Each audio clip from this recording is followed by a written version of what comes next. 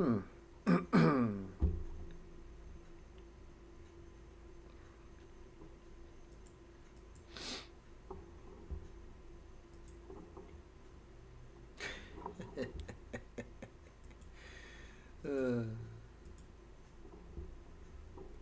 Unbelievable.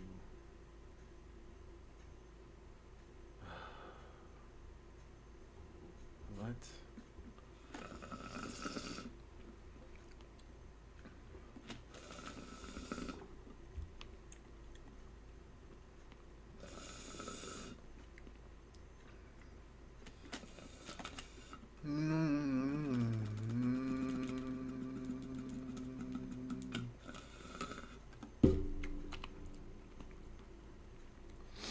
What is this?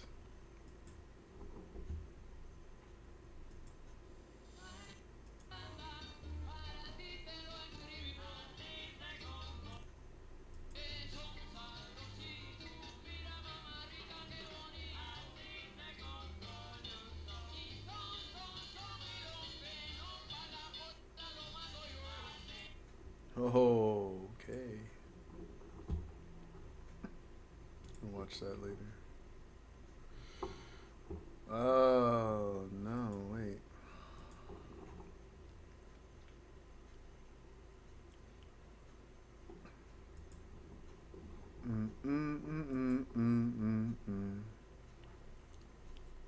So quiet, huh? So quiet in here. Oof.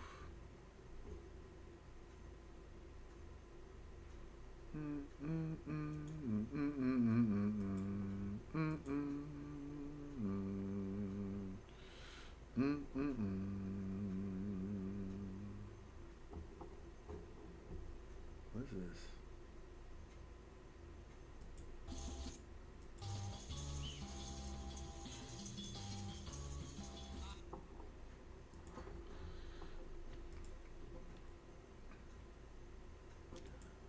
Soy el cantante. Iba a escuchar.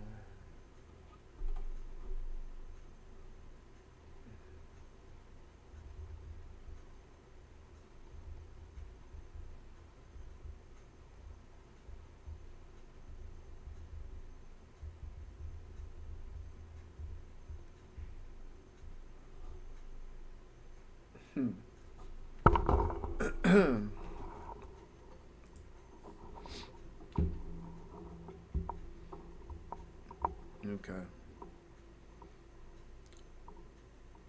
Oy. Hold on. Wait, Fishy. I'm just coming back. I'm just coming back to try to make sure everything is good and ready to go, and making sure that OBS doesn't crash my shit again. Because I swear OBS is acting stupid. Keeps crashing my stream. It's like the third, fourth time this happens. This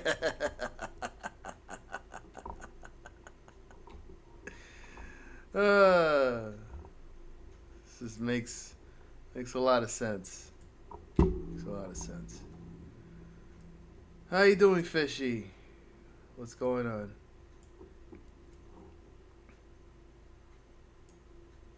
Oh, Jimmy looks primed. Is it prime time? I don't know.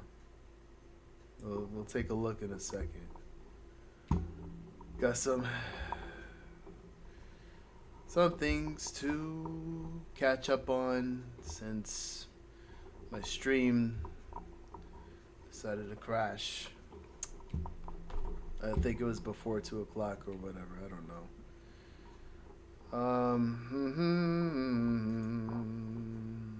Seriously, OBS, fix your shit. Now, I went over this earlier in the morning during the live stream today. And you can see it right here. It says SoftBank AI Investments. I'm going to go over this one more time and read this to you. And again, it was stated on Reuters and other article websites that SoftBank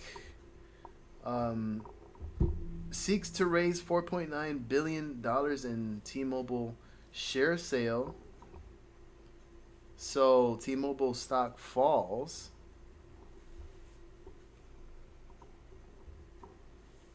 And they had decided to do that, I guess, this past week, or I don't know, end of October.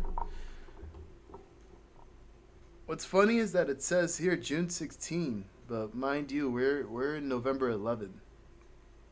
So I'm gonna open this one here. Now let's see here. Mind you, this was dated by Reuters June 16. Again, we're in November 11th. SoftBank seeks to raise $4.9 billion in T-Mobile share sale. So this was already planned from the get. This was already in the works. They just didn't know when, didn't know how, didn't know in what situation, but they decided to do it recently. And it so happened that they did it. So I'm trying to go back to TradingView so we can be able to view the charts. And now we gotta wait because the page is unresponsive. Okay, okay, hold on. Just give it a moment. Just give it a moment.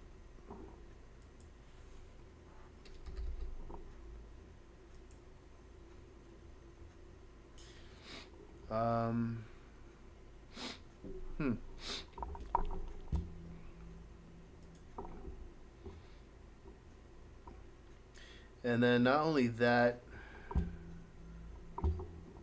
SoftBank sells all of its stake in Nvidia, and which equal to $5.8 billion worth of shares.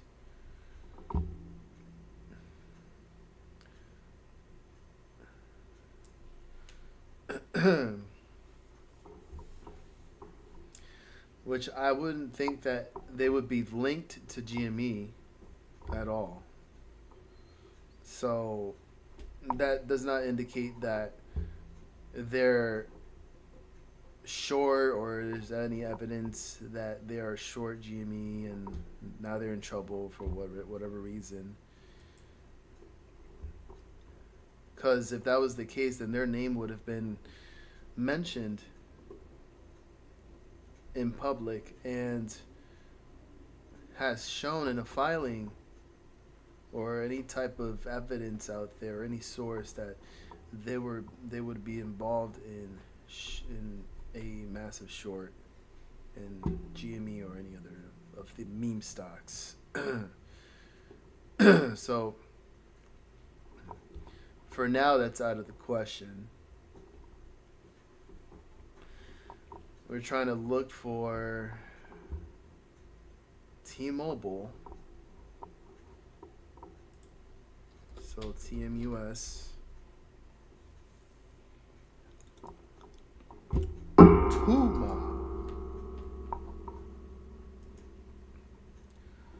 We'll look at the daily, and we'll see that here since August 22nd.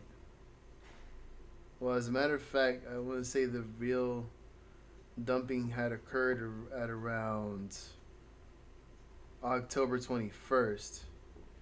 And you can see right here, you had a good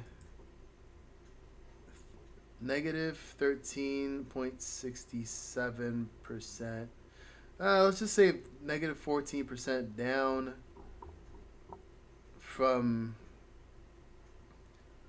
$230, $231 a share, all the way to the bottom of $199.41, which actually ended up becoming the new 52-week low for T-Mobile. And after that, then T-Mobile got a bounce off of there since Monday, not going into today, reaching to the closing price of $211.98.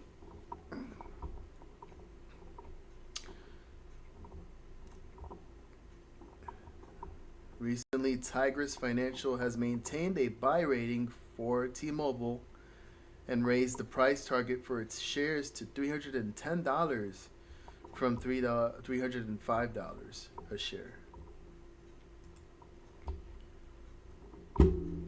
Also, deal to end U.S. shutdown would also allow some Republican senators to seek $500,000 for the January 6th probe.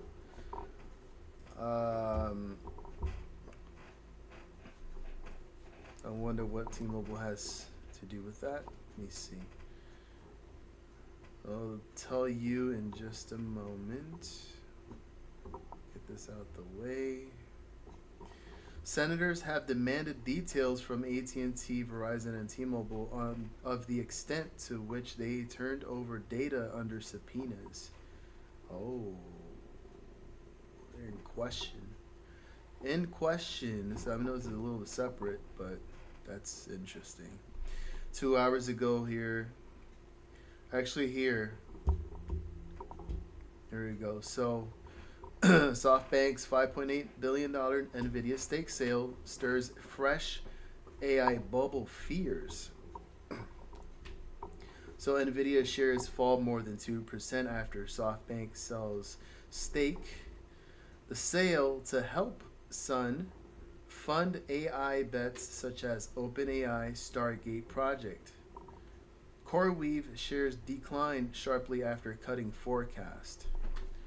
CoreWeave.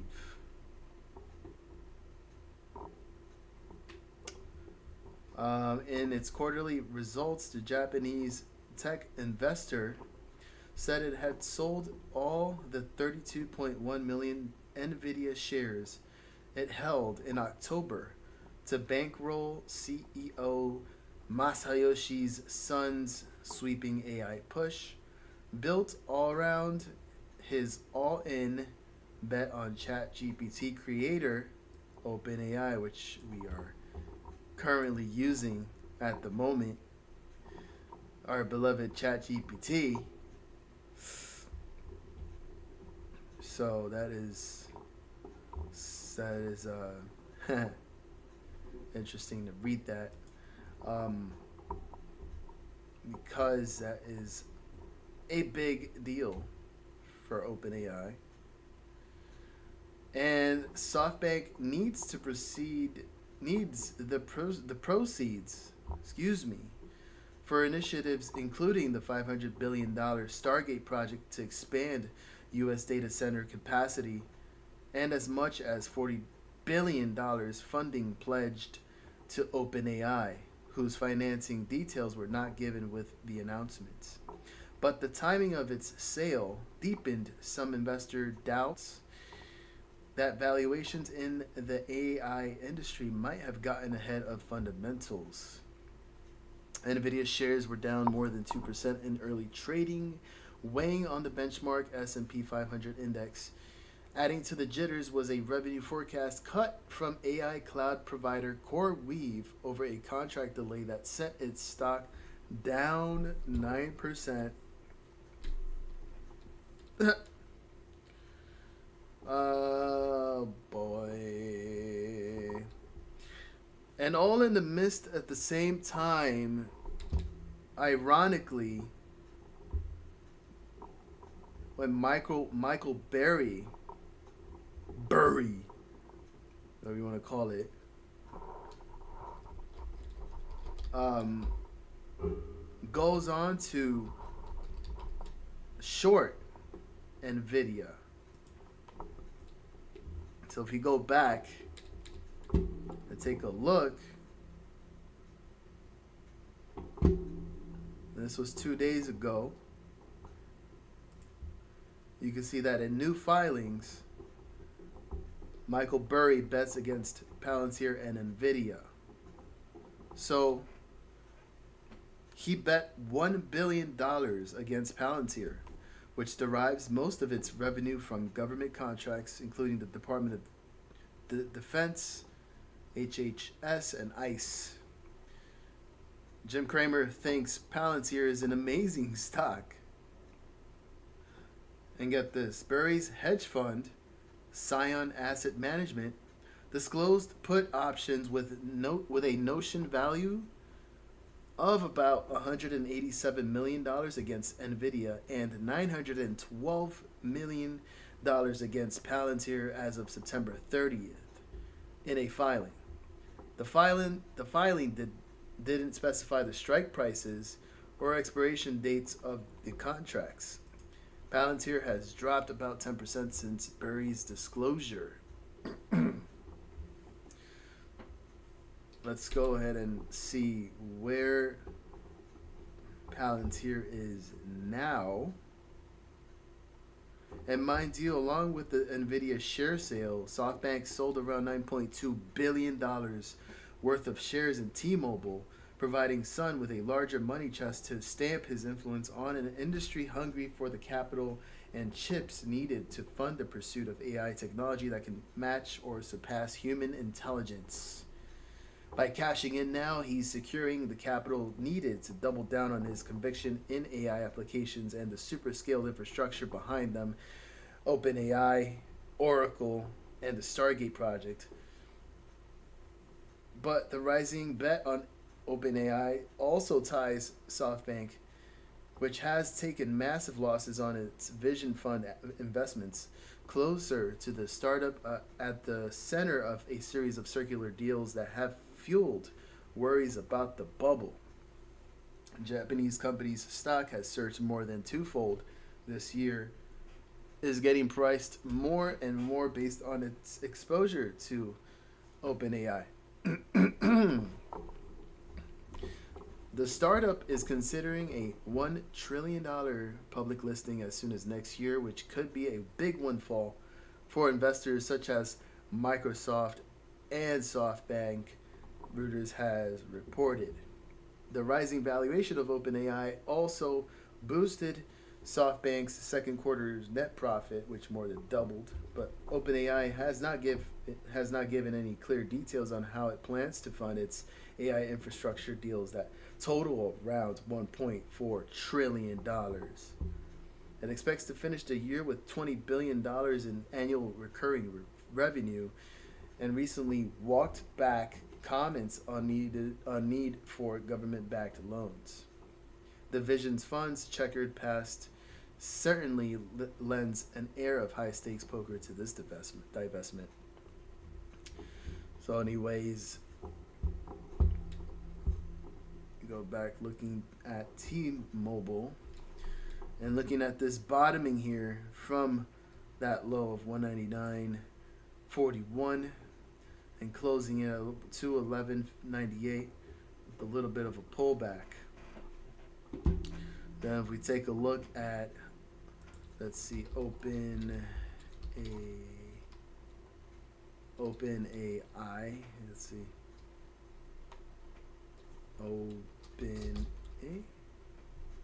what is this? Open.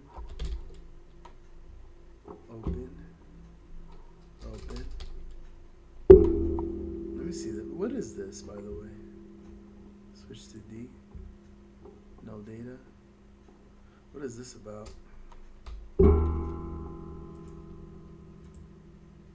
Oh, I didn't want to do that.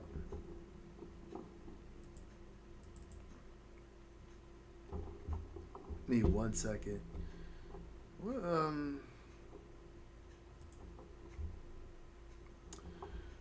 One of a kind juggernaut meme stock that can't be stopped.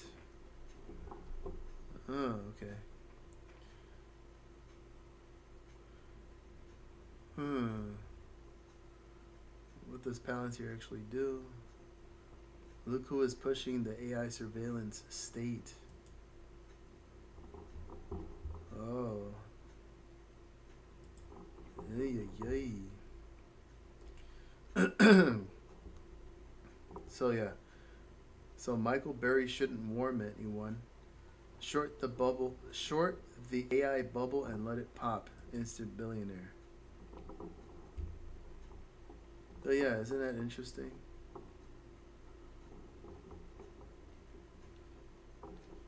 Oracle, Intel, CoreWeave, Microsoft, AMD, Nebius, OpenAI.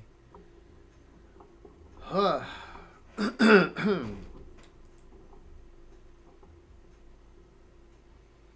Hmm.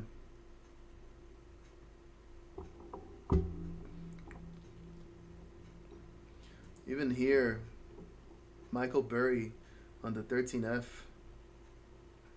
filing on the SEC website. This is the wildest and early by more than a week 13F I've maybe ever seen. Pure bubble shorting. Burry is going after the next 2008. I respect Burry, however, let's remember it took 2 to 3 years for the moment he started shorting via CDS until 2005 until the collapse. Hmm. Wow.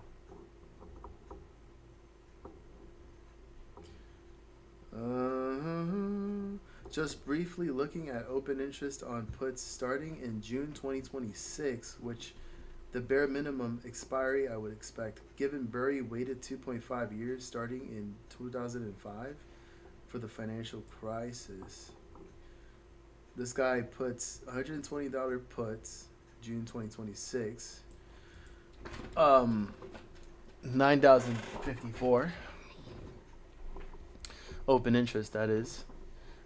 $110 strike puts expiring September 2026. Open interest of 5,424. And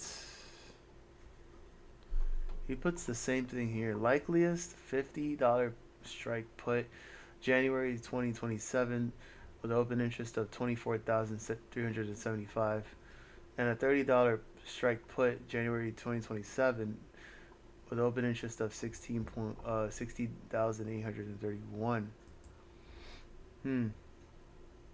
Here are the $50 and $30 strike puts. Look at timing of the position. The $50 is the only one that fits timing wise.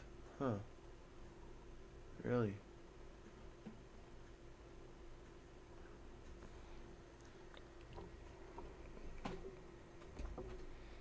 Huh? January 2027, only 14 months away. Where do you get the 2.5 years from? Using your excellent insight, does this summary... Huh. I don't know.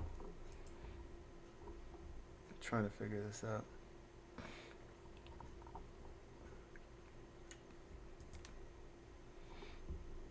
Did I crash again? Is this why I don't see any... This is why I don't see any responses here right now? Like, what's going on?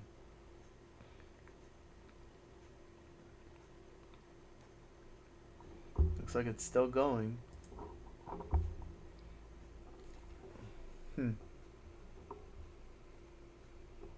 Let's look at this one right here. Look at this article. Come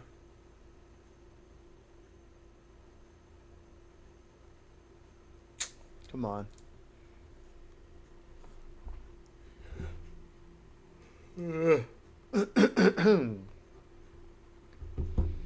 Oh, you have enough space to load this page.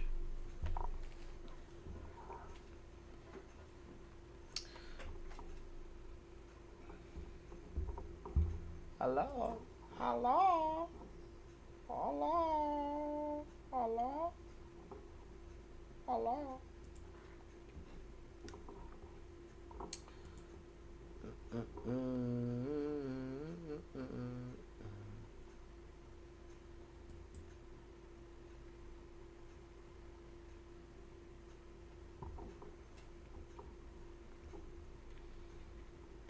This is gonna take a while to load up.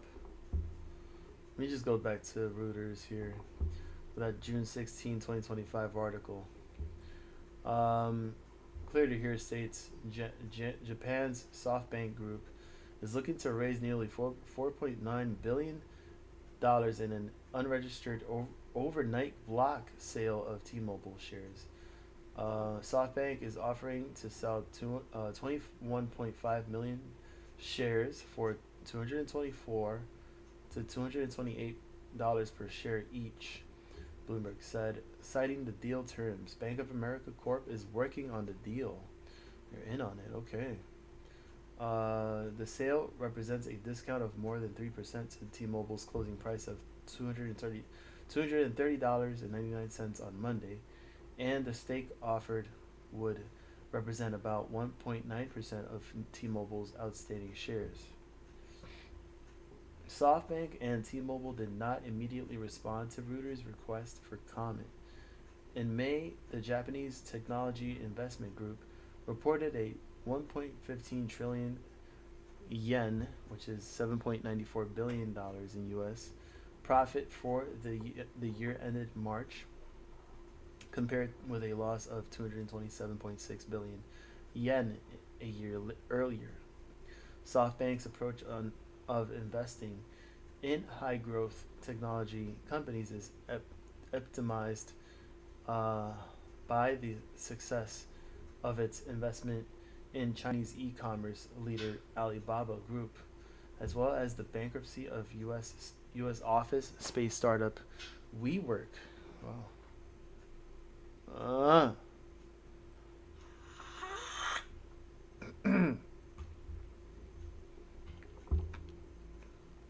So again, it was due, and it was planned from the get. They were planning to sell their T-Mobile shares all along.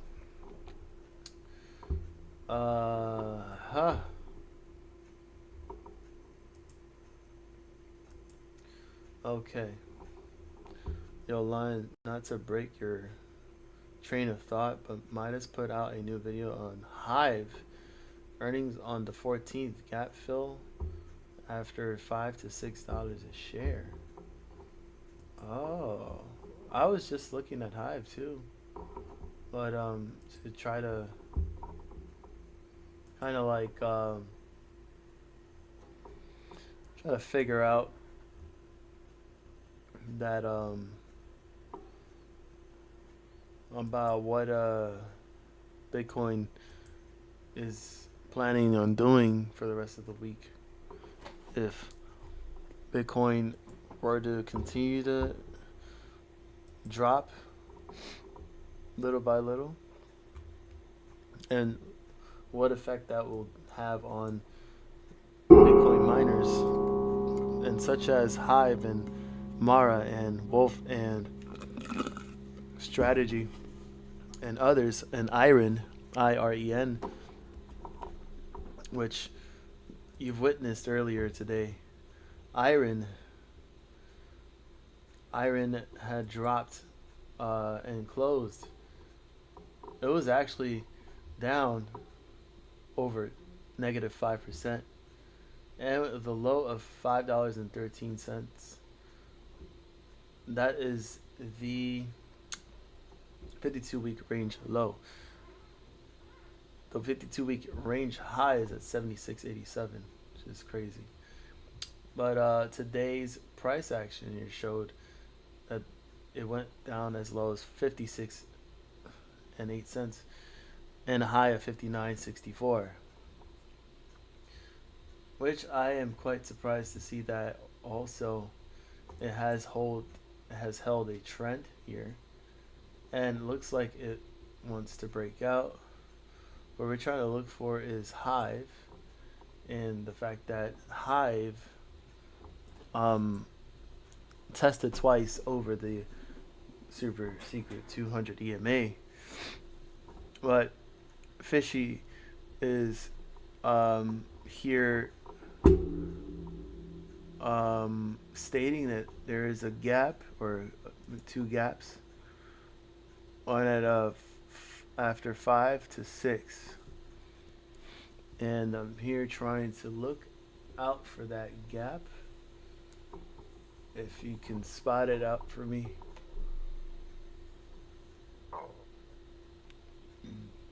Excuse me.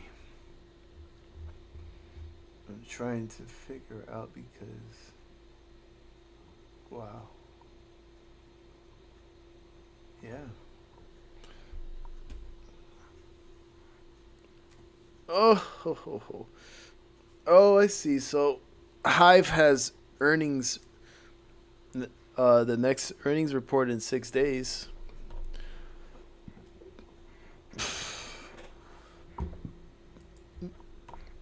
Which would be on, wait, why does it say 6 days? It says here the 14th, like you said here. I don't know if it's before or after market close. Before market opens or after market closes. We'd have to just find, well, we'd have to find out.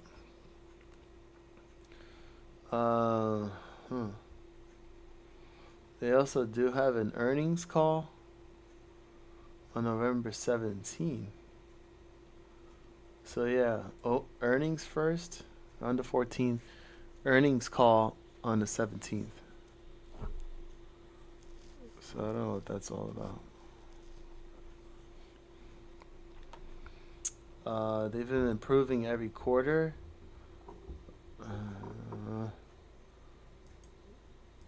They did have a slight miss on both the previous earnings before the last. They had definitely missed those earnings, but then they had recouped the losses from the last earnings, and this past earnings from August 19th had seen a bump up, and both were a beat. So we're expecting, with this type of price action that we see here ever since the last earnings update, or their last earnings report, that this climbed up from $2.18 $2.20 all the way to as high as $7.84, and from there it pulled back. It was exhausted, needed to cool down, and now ready to either hold from this point and bounce back or see some more downside from here, depending on the scenario and the event. But if earnings are set to be explosive, then so is the stock. But always be prepared at all costs and play safe, because you never know what could happen. I am gonna watch that video though, for sure. Give me 1 second.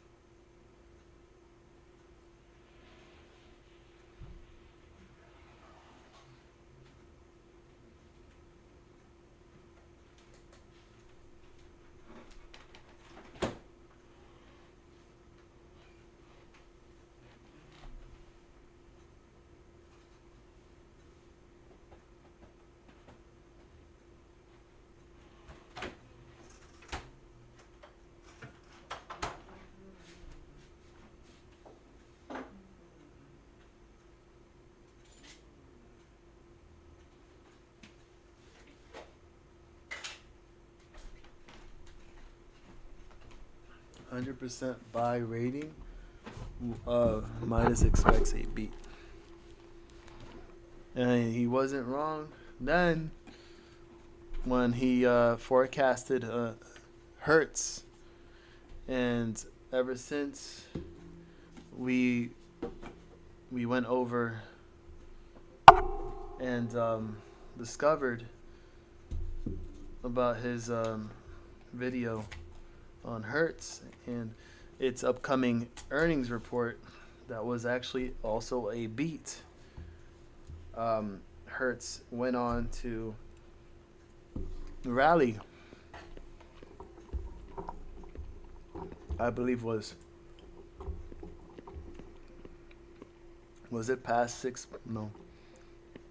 I think it went over $7, didn't it, Fishy? I think it did. I need some music. I need some music like that.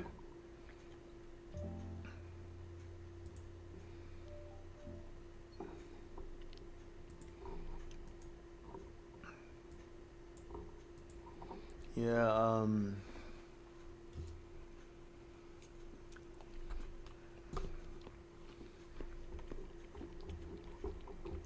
let's see.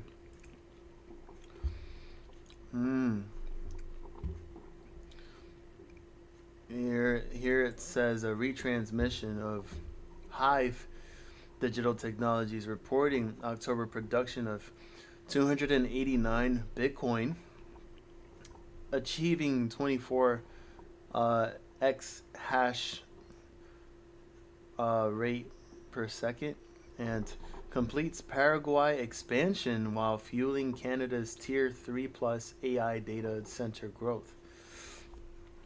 So here, Hive, which is a diversified multinational digital infrastructure company, is pleased to report October 2025 Bitcoin production results and confirms that it has now surpassed 24 exahash. Is it exahash? I forgot the name of it.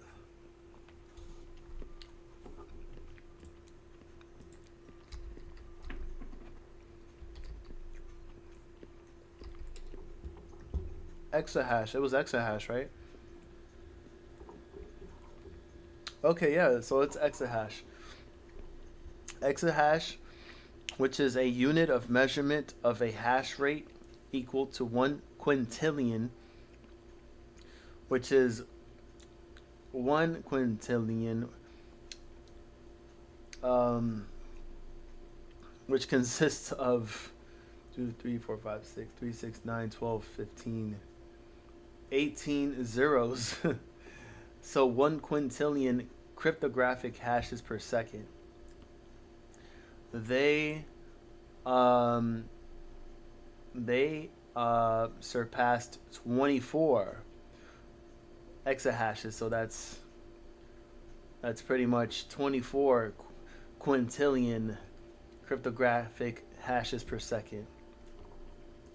And a hash rate measures the total computational power per second being used by miners to verify transactions and secure a proof of work blockchain network. Scale, the exa prefix denotes quintillion, making it an extremely large measure of computational power. Whew. Boy, that seems like an astronomical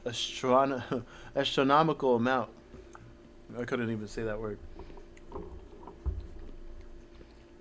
So they surpassed that of global mining capacity, supported by 300 megawatts of capacity in Paraguay. Strong mining performance continues to power Hive's expansion into Tier 3 plus AI and high performance computing HPC data centers across Canada. So they produced 289 Bitcoin, up 8% month over month from 267 Bitcoin in September of 2025. up 147% year over year from 117 Bitcoin in October of 2024. The average daily production is at 9.3 Bitcoin per day.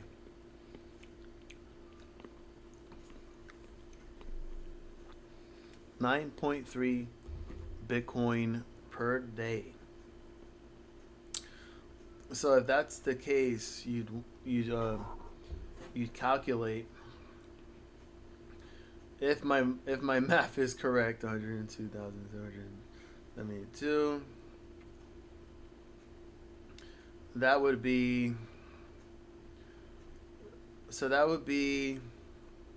they would make $955,779 in Bitcoin per day. So pretty much technically they'll be, their average daily production is making about $1 million worth of Bitcoin every day, which is crazy.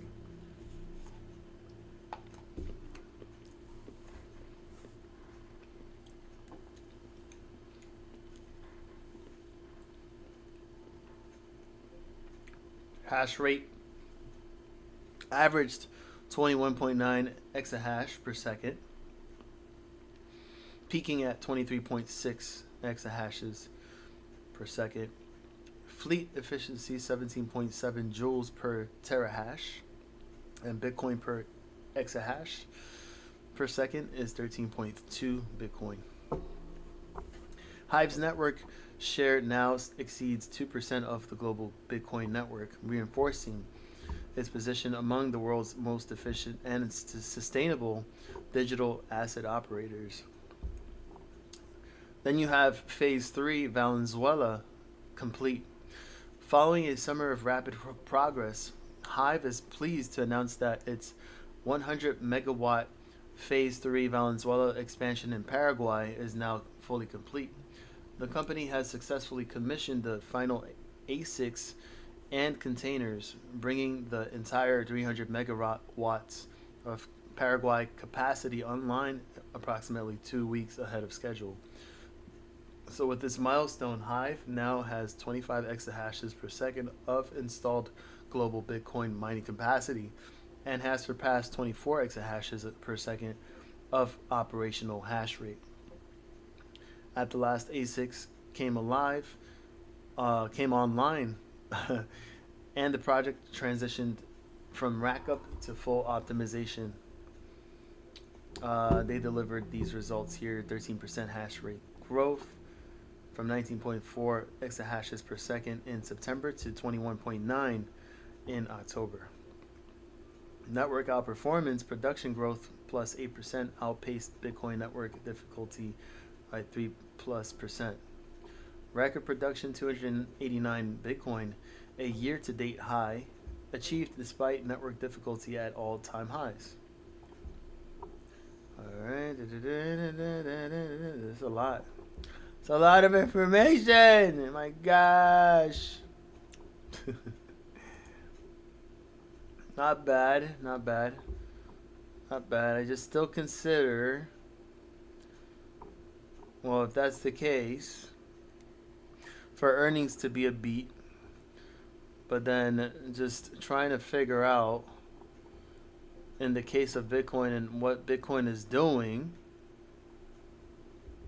and yeah, trying to figure out if Hive does in fact go crazy.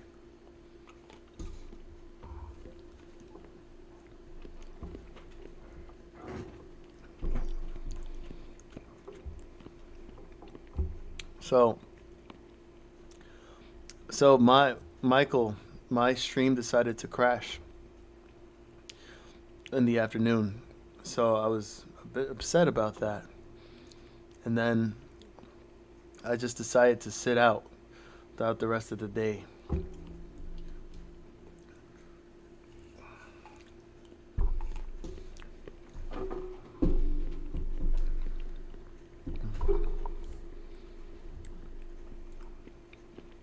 But yeah, we're just talking about ticker symbol HIVE.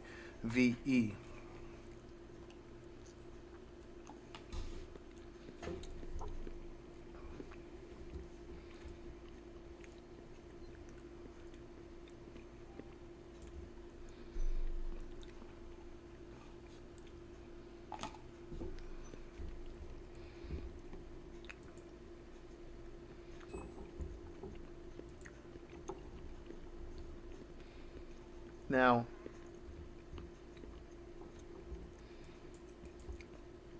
I'm just trying to figure this out because currently Bitcoin has been coming down, and today was an example of that, where Bitcoin rejected here on the daily chart off of the 200 super secret EMA and came down from the high of 107,482 to now 102,919. So slowly it's been trying to pull back and try to come back down to the support at around 99,000 to 100,000, around that range. And we're seeing if at any point if this is where the support is going to be for the next couple of days. And if it comes back down to this price range and breaks below 100,000 once again, like it did this past Friday, and also on the 4th on Tuesday, this past Tuesday, maybe 3 times the charm, where it decides to just break down and then start heading back down below 100,000 per Bitcoin.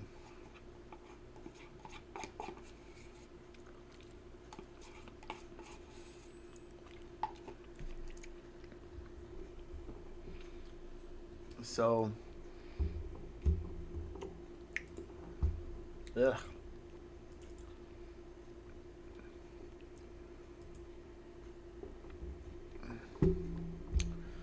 Let's see what's going on. TerraWolf. TerraWolf is also another one, but it had been coming down pretty hard too. You can see right here, and there's a big gap here to fill too, which I noticed, and it's a pretty big gap.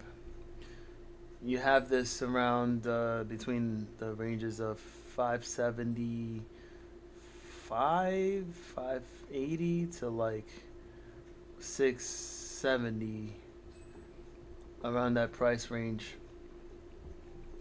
So if this were to be the sign of more downside for Wolf, it would be where Wolf would have to retest that big gap there, that daily gap, and try to come back down to those levels to once again potentially hit a bottom there and see if it consolidates, or if it actually continues to drop from there. Then it would be, which wouldn't really be a good thing for that company.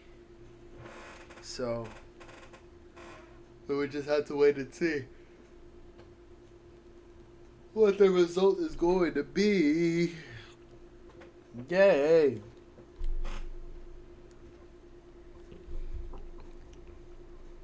And TerraWolf had gone on a big rally. I mean, this from as low as $2 to as low as $2 back in April 9th. Back in April 9th of this year. $2 to make it to as high as $17.05 on October 28th. like that is a big run there. That's look at that. That's up 720% in 202 days. So imagine getting yourself in at that point.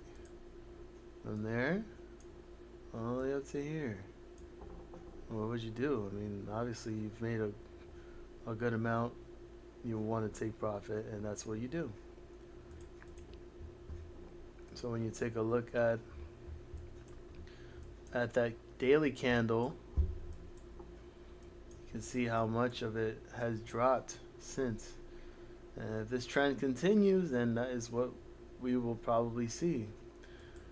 And on top of that, if Bitcoin continues to follow through, and you see Bitcoin slipping down ever more so and go under 100,000, then that's what's gonna happen too. So you have Wolf. You also have Mara. Oh, BKKT is another one too. BTBT is also another one, and it's been a long time since that one had been talked about.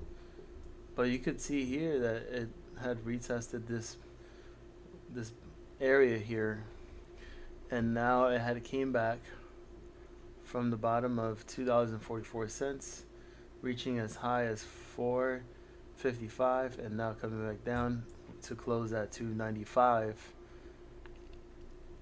And see if it actually consolidates from here, and then from here bounce back up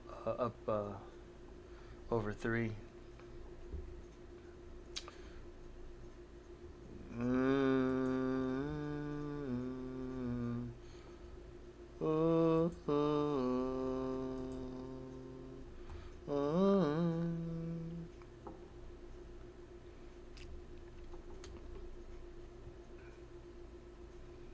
Oh.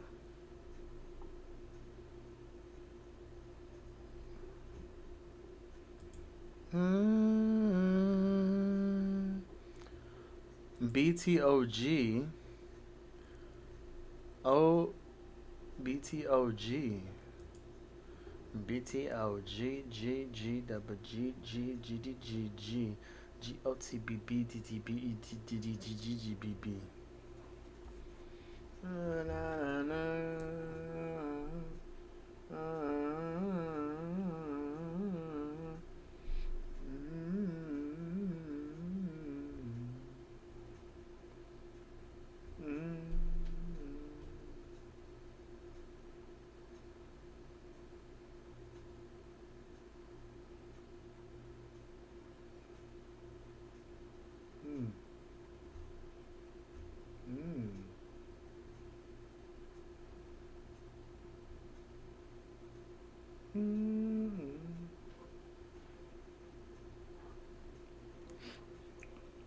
Oh yeah. So going back to this Michael Burry thing, the wildest 13F filing. Pseudonym trader and analyst has described Michael Burry's latest 13F filing as his wildest yet. The filing, submitted more than a week earlier than usual, shows Burry executing aggressive short positions reminiscent of his strategy before the 2008 financial crisis. According to their analysis, Burry's trades include a put-sell contracts stretching to 2026 and 2027 with tens of thousands of contracts on positions such as $50 strikes and $30 strike puts. And this implies a long-term bearish outlook and potential preparation for a major market collapse within 2 to 3 years. Market analyst Kashyap Siram noted that Burry shorted the market in first quarter of 2025 just before the April flash crash that wiped out billions in equity value. So, quote, he's short again just ahead of the AI bubble's final reckoning. Sriram wrote, comparing the current hype to the fairy tale the emperor's new clothes. Quote, everyone knows AI is a bubble, but it's easier to pretend not to see it than risk calling it out. Burry's strategy suggests he believes the market has overextended on artificial intelligence mania, echoing his contrarian stance before the subprime collapse nearly 2 decades ago. Now, Warren Buffett's classic warning revisited. Meanwhile, Warren Buffett's long standing valuation metric, the Buffett indicator, is now flashing its strongest warning since the dot com era. The ratio of total U.S. stock market capitalization to GDP has reached 233.7%, a new all time high. If the ratio approaches 200% as it did in 1999, you're playing with fire, Geiger Capital stated, citing Buffett. A reading of 233.7% indicates that U.S. equities are extremely overvalued relative to the real economy. Historically, such a condition is associated with sharp corrections or multi-year bear markets. Now, crypto is already feeling the heat. The crypto market appears to be the first casualty of this growing risk aversion. And according to the Coin Bureau, $790 billion in value has been wiped out since October, with the total crypto market cap falling from $4.22 trillion to $3.43 trillion, erasing all gains made since the start of 2025.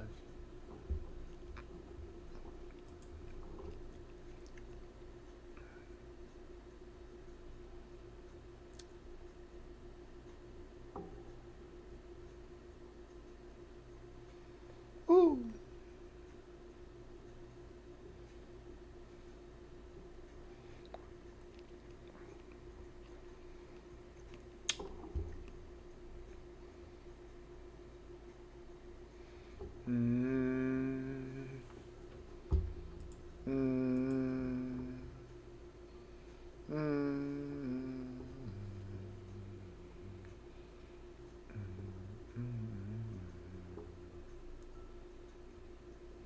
Yep. Ain't that something?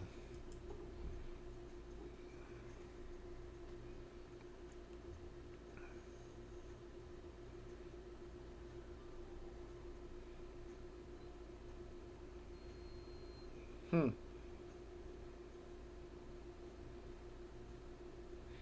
Hmm.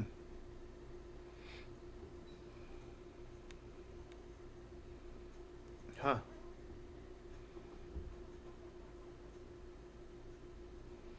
Ah, man.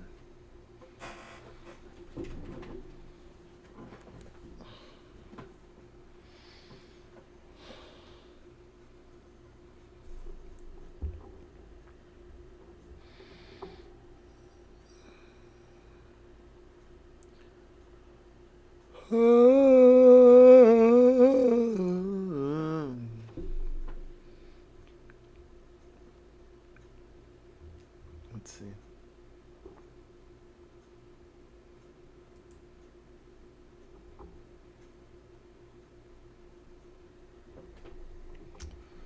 Yep.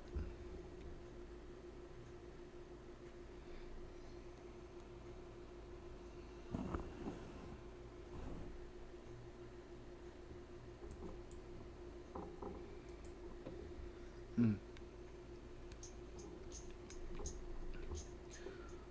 Let's see. Well, this is interesting. Fannie Mae, the company that all the mortgage companies sell their notes to, went from about $1 a share to $10 in a single year. I wish I was sophisticated to even enough to know why, so I could have made 10x in 12 months.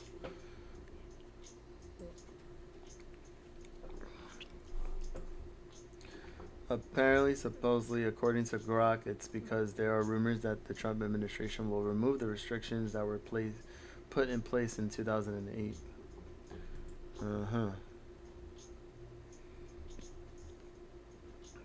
So, Fannie Mae eliminating minimum credit score requirement of 620 for mortgage applications starting in November 16. Remember, kids, can't have a subprime crisis if everything's a crisis. Even and there's no prime. Hmm.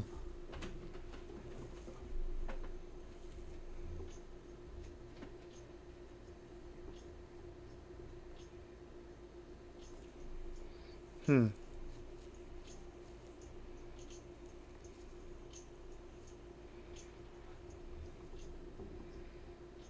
Hmm.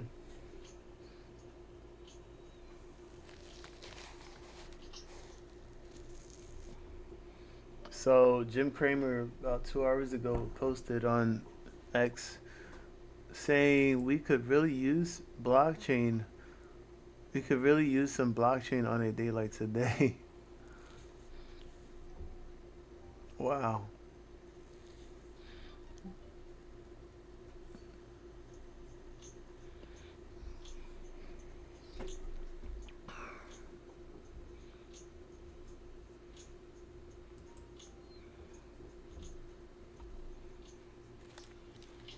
Yeah, he's doing a bit too much already.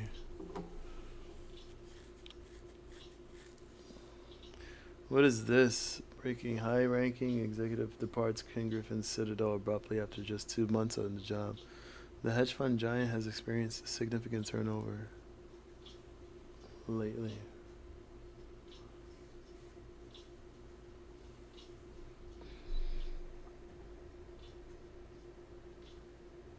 So OpenAI would have to spend over $1 trillion within the next 5 years to deliver its promised computing power, per Yahoo Finance. Hmm.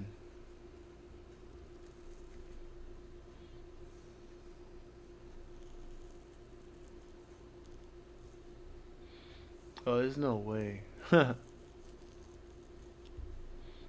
Oh, Greg.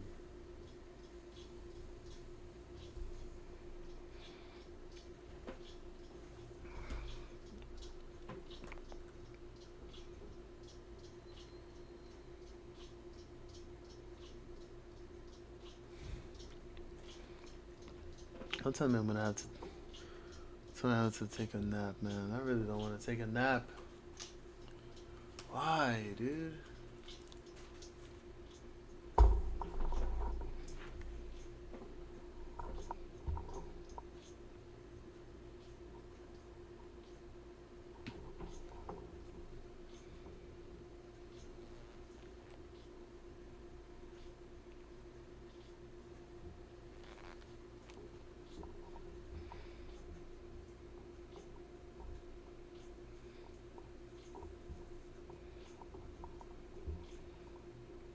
Oh, oh, now they want to bring it back, huh?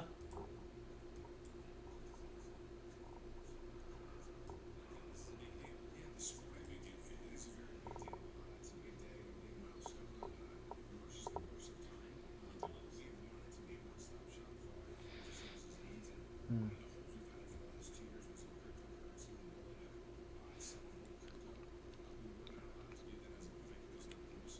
Hmm.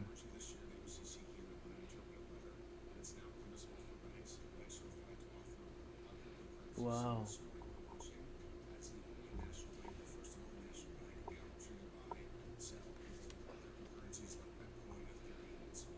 Wow.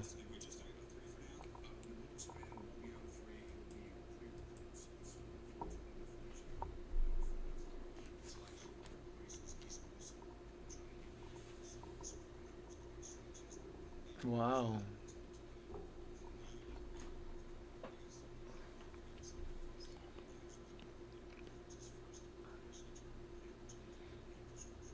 Nationally chartered bank.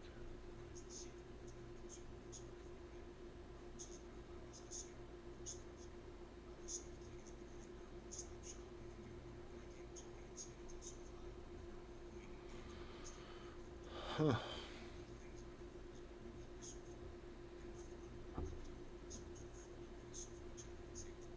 Hmm.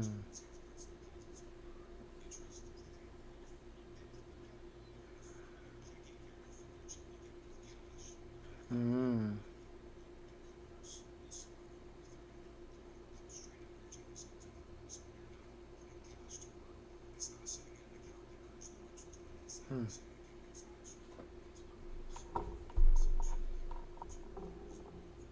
Oh wow.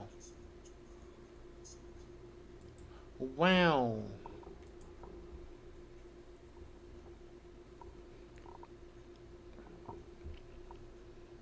Huh. I don't want my cash in banks, let alone my crypto. No thanks. Hmm. Interesting. Let's see. SoFi is the first nationally chartered bank to undertake this. They are also planning to introduce a USD stablecoin next year. They aspire to be a leading digital asset bank, not merely a provider of cryptocurrency services. Mm.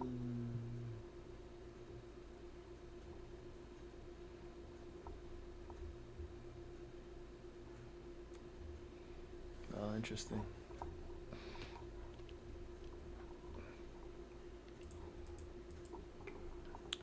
So I kind of need to be away for a second. I kind of need to be away for a second because I'm. I feel like I'm about to crash. And it sucks. So I'm gonna go ahead and just mute the mic for a bit, and I'll be back for a while. Much love, y'all.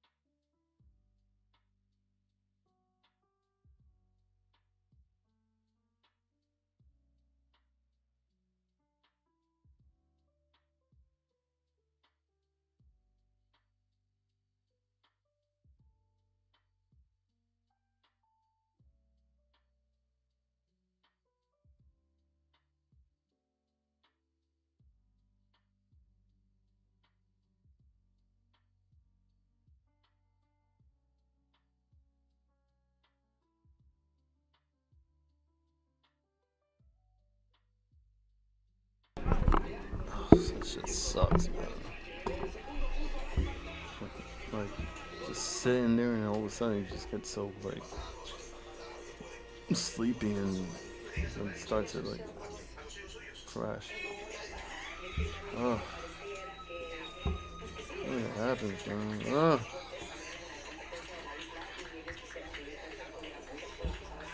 Anybody here left?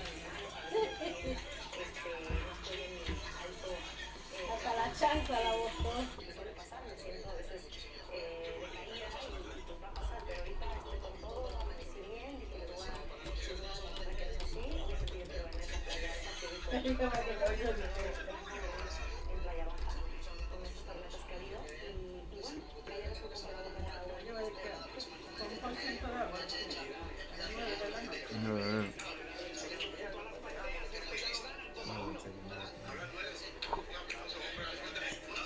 Oh man.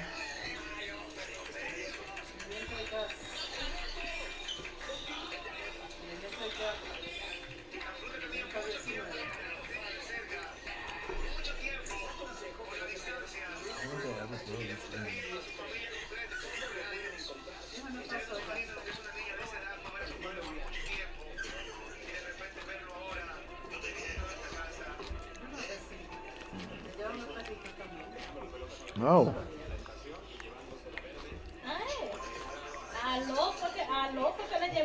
Really?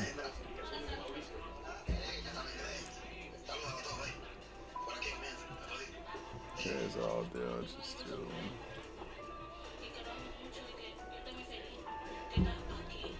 Boom.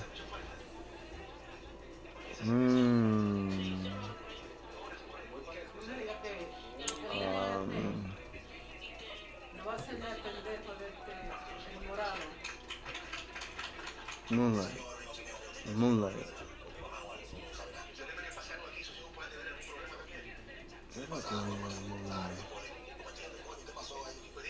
That's a mess.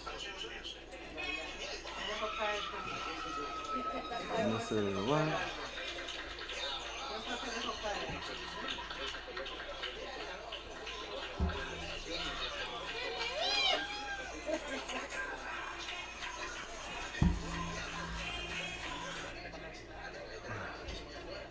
So lower that a little bit. Jesus. Hold on.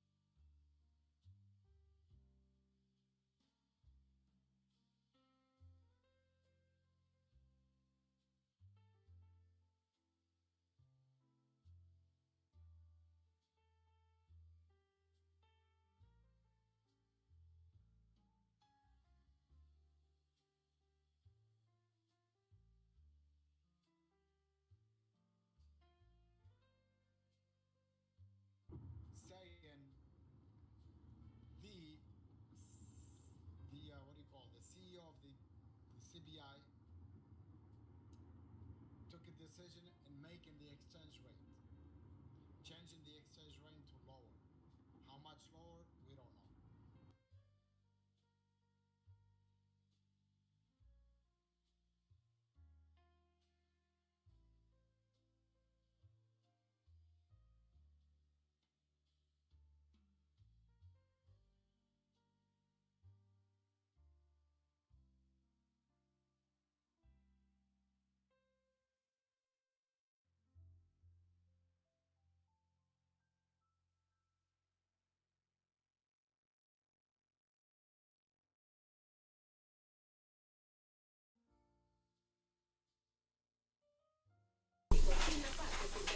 Wow.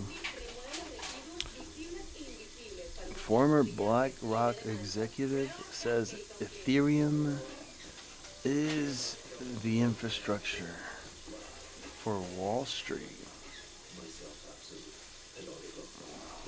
What are the comments saying here?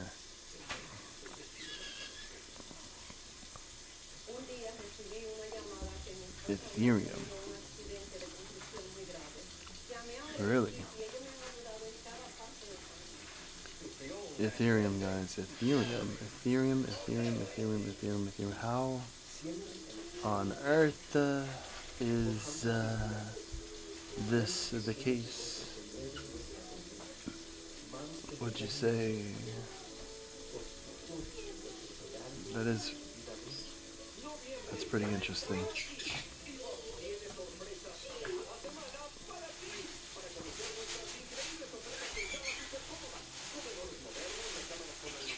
But will it continue to decline like Bitcoin is doing? Look side to side. It's completely identical. The trend. Oh yes.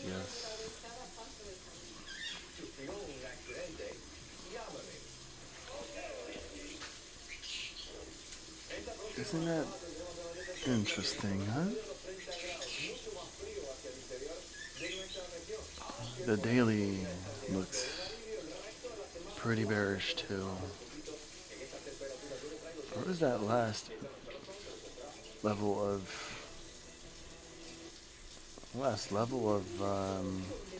support? Let's see, it was pretty much around here, right? Right around the 2,500 mark.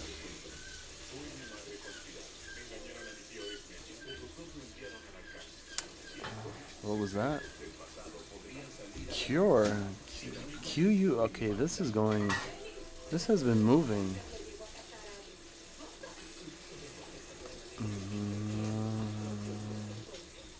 So let's go ahead and find out what Cure is doing. Let's see. QPQ. Cure is not even on here, but somebody had mentioned Cure before. Who was it? Oh. Wait a minute. Whoa. Cure's been climbing here. I wonder if anybody mentioned about that before. If they did. That thing is going.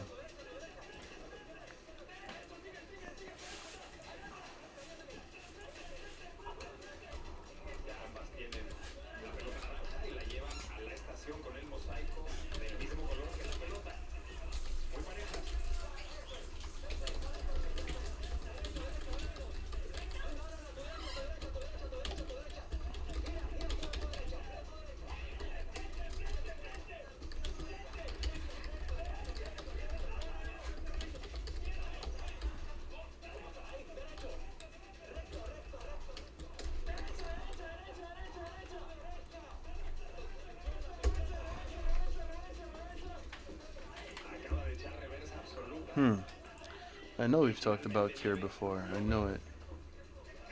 I know for a fact. Let's see. Somebody had mentioned it. And nobody mentioned it on... Nobody mentioned it on here. So it must have been on stream.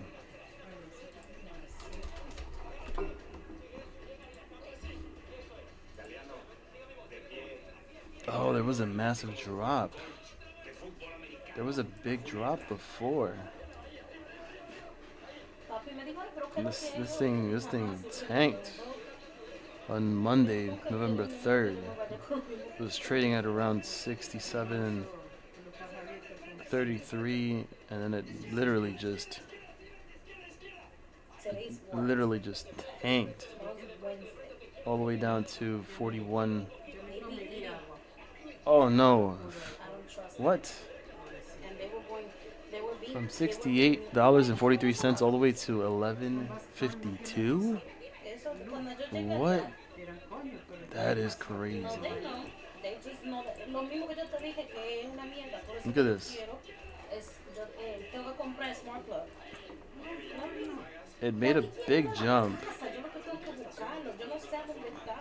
September 23rd jumped from 1365 to about 51.21, and then reaching all the way as high as 71.50, which was the all-time high for this stock.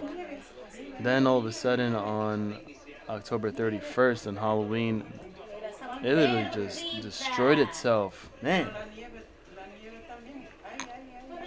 it's crazy. Let's see, why did it do that? Why did it do that?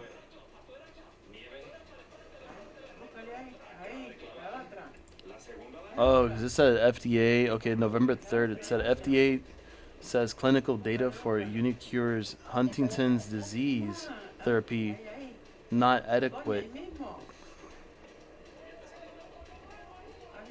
It does not have adequate clinical data to support its marketing application.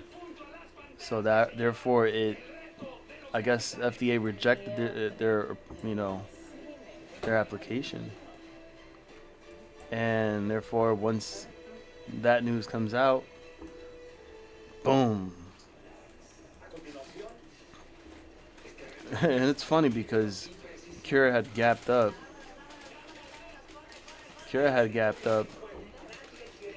Oh man, I'll just do it. Whatever. Hold on. Style. Go to the left. Extend right. Don't extend it at all. Just do it like that.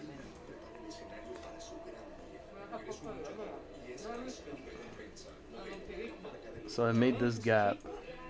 Wait, let me change the color of this. Okay.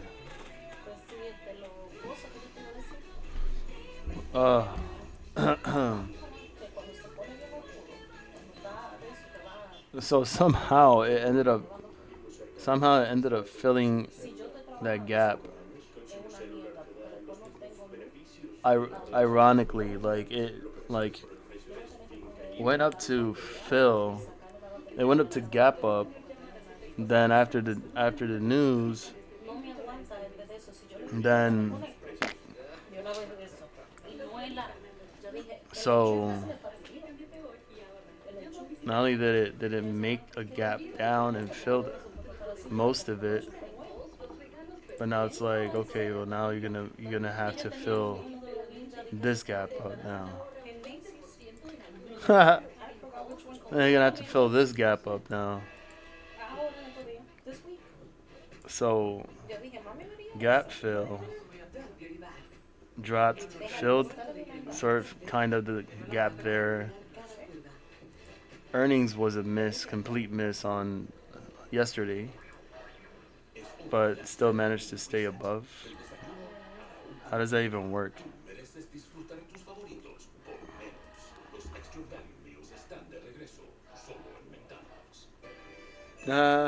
Who's that? Who's that? Oh, hold up, Phil. Wait, what? Fill the gap. Fill the gap. I filled a gap in an Arby's parking lot. Whoa. What up, Big JR? It's been ages, man. Oh, you got that icon.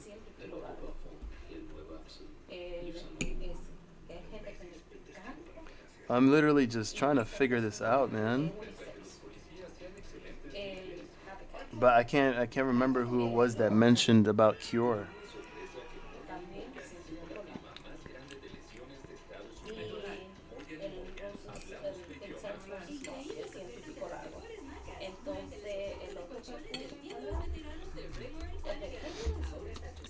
Like, I know for sure that it was somewhere before the drop. before FDA's rejection of the application.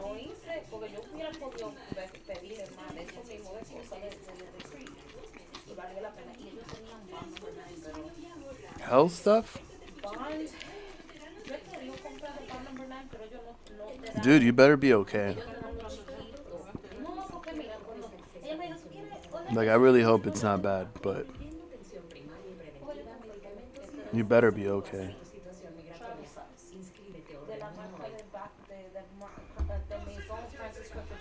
Like, is it bad? Or is it like? I'll take a look at hoo, yeah. Hoot hoot.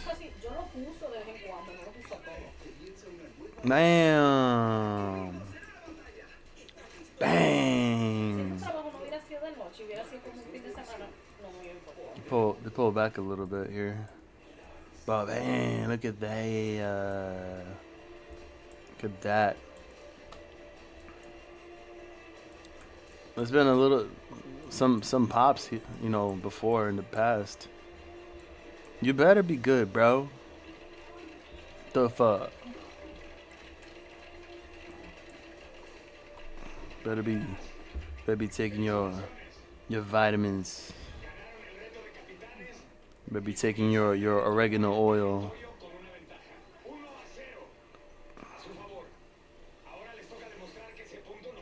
Be better than I was born actually after surgery.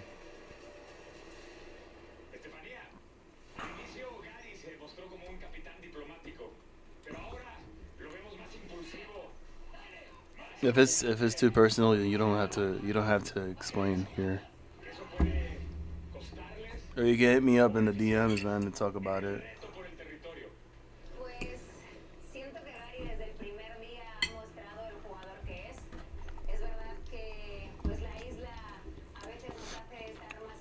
But I do send you positive and healing vibes.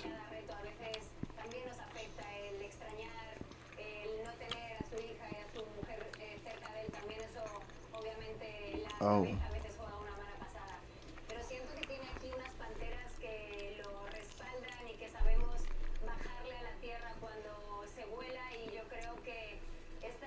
The Ross procedure. Oh, congenital heart issue.